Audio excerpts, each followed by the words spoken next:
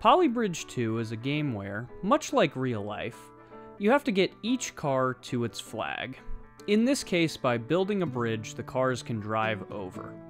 However, unlike real engineering, the budget actually matters here.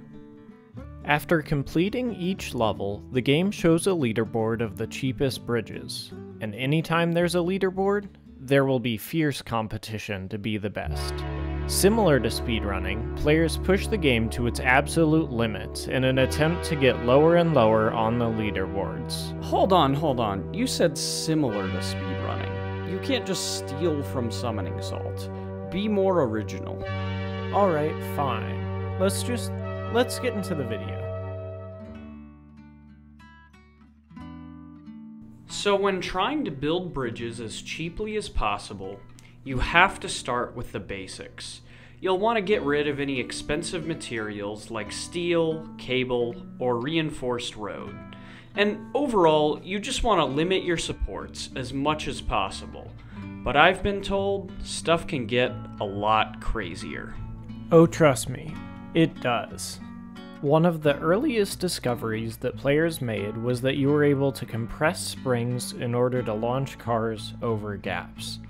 Players were able to use this strategy on several levels in order to save quite a bit of money. I was tasked with explaining how this next technique works, so here goes. Okay, it looks like they forgot to add in all the supports, but maybe they'll figure it out next time. Here we go, and it's not all falling apart for some reason. I'm just gonna call this the road jiggle and move on with my life. I have literally no idea why this works. Was that good?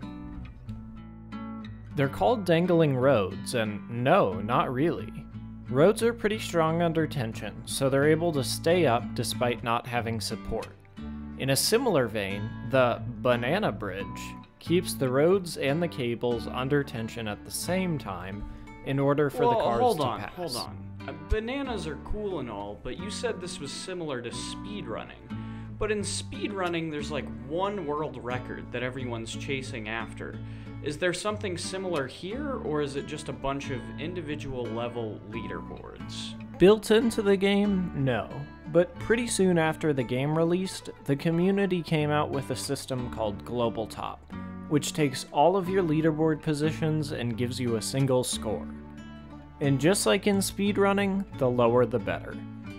And early on in the game's lifespan, we had two real competitors, Alex and Trigeeve. And they, along with the community, were working together to pioneer new techniques for budgeting levels in Polybridge.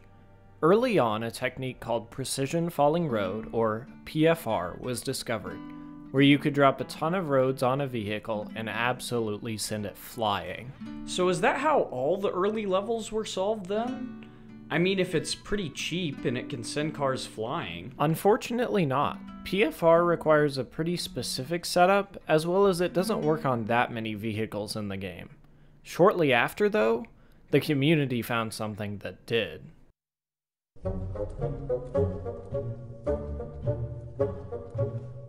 A new technique was found which began to revolutionize budgeting as a whole, and it's called Stuck Falling Road. But before I explain it, I think it's better to see for yourself.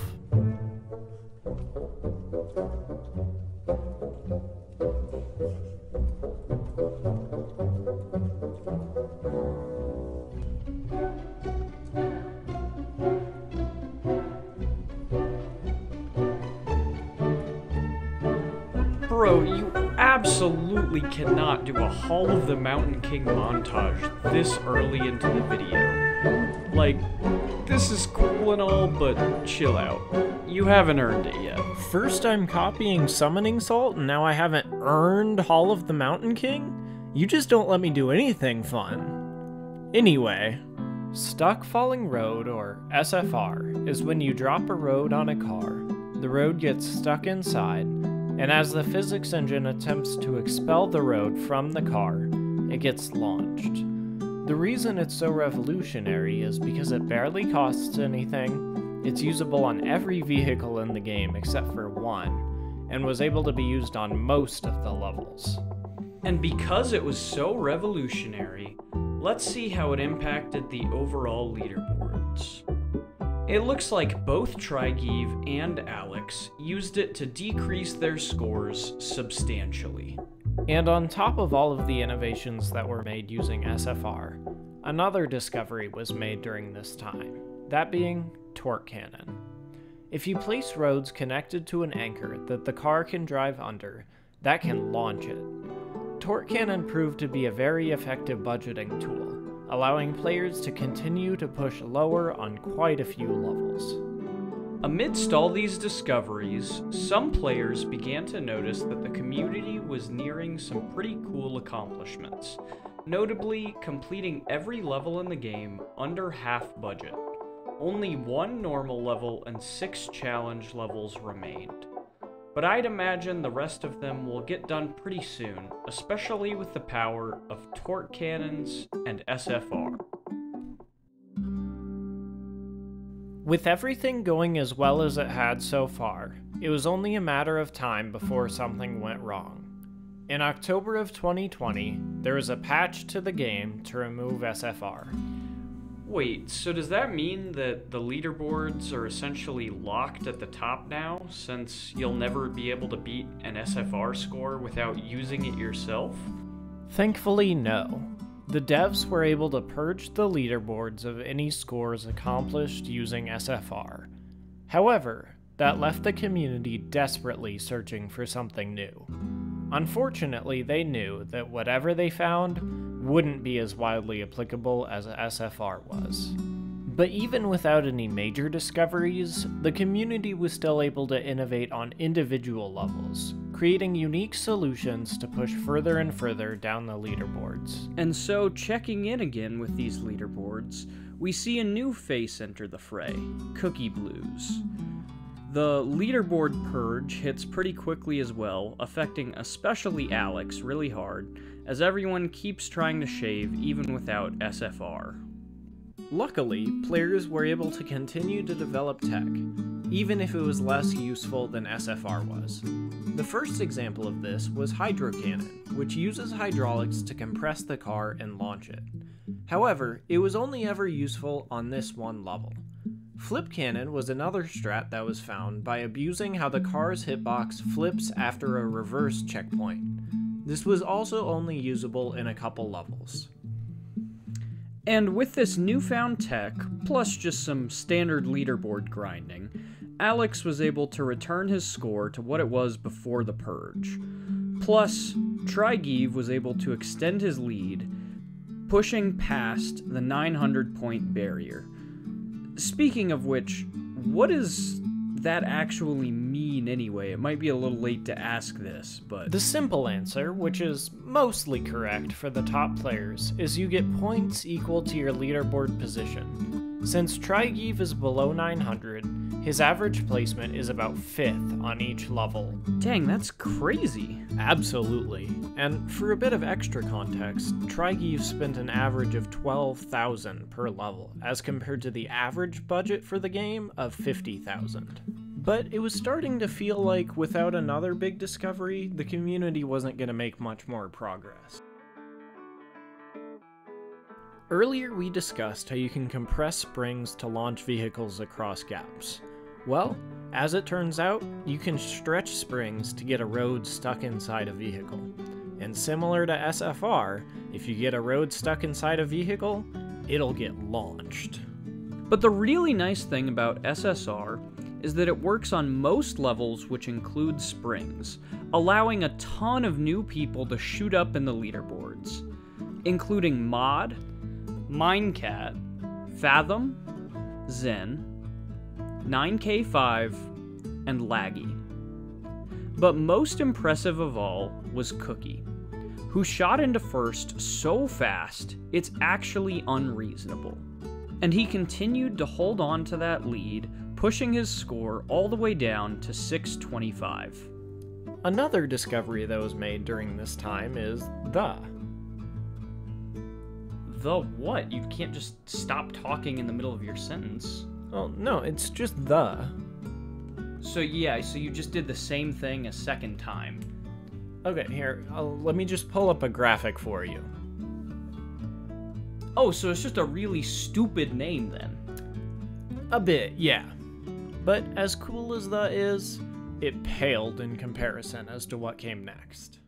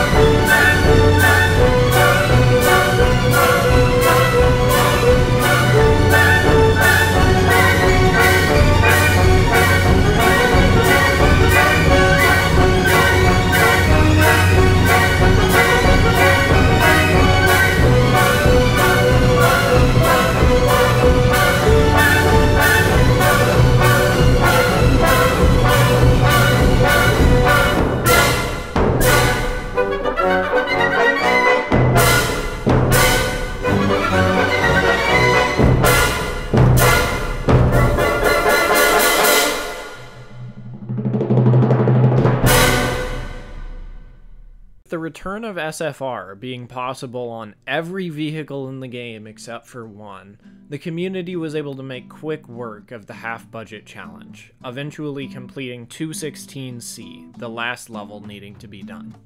Alongside all these developments, leaderboard scores continued to improve, with Cookie becoming the first player ever to set a score under 500. But not to be outdone, Laggy was able to pass Cookie up and push even further, breaking the 400-point barrier.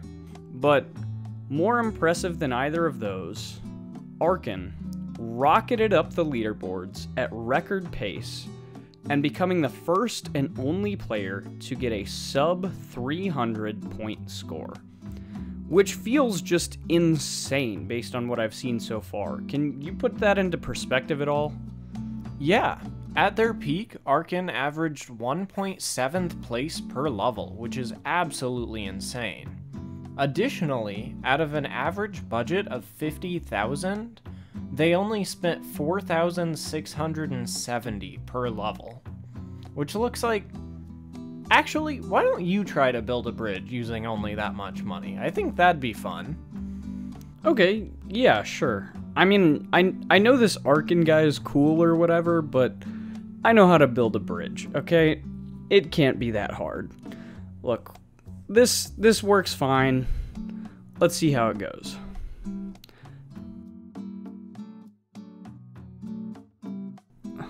Huh. Yeah, maybe he's pretty good at the game. He is, and still sits at the top of the leaderboards today. But the whole history of the game is filled with impressive players, crazy techniques, and some wild bridges. And all of that together makes up the history of budgeting in Poly Bridge 2. Well, if you got this far, thanks so much for watching. If you enjoyed this, we have a friend who will be streaming Polybridge 3 over on Twitch pretty soon. Their channel name is Y2J, and so go ahead and head over. What? Our friend? Well, yeah. So we're Y2J, and you're claiming that our friend is streaming on Twitch. You don't have to spoon feed it to them. We don't need to lie to our viewers. People don't like self-promo. Like, if they hear that, they'll just assume that it's not going to be good. But if it's our friend who's streaming and we're highlighting it, that's because they prefer dishonesty. Well, they're not going to notice. They'll absolutely notice. Well, no one reads the channel name. You just click on the video. It's 3 letters. They'll know. They're hard to read. I think you just can't read. Okay, if you're so smart, what's your call to action? What's it? Okay, fine. Here goes. Thanks so much if you got this far. If you liked the video, then consider subscribing or even leaving a like. I'm bored already. This is bad. Okay, fine. To spite him, just subscribe. Goodbye.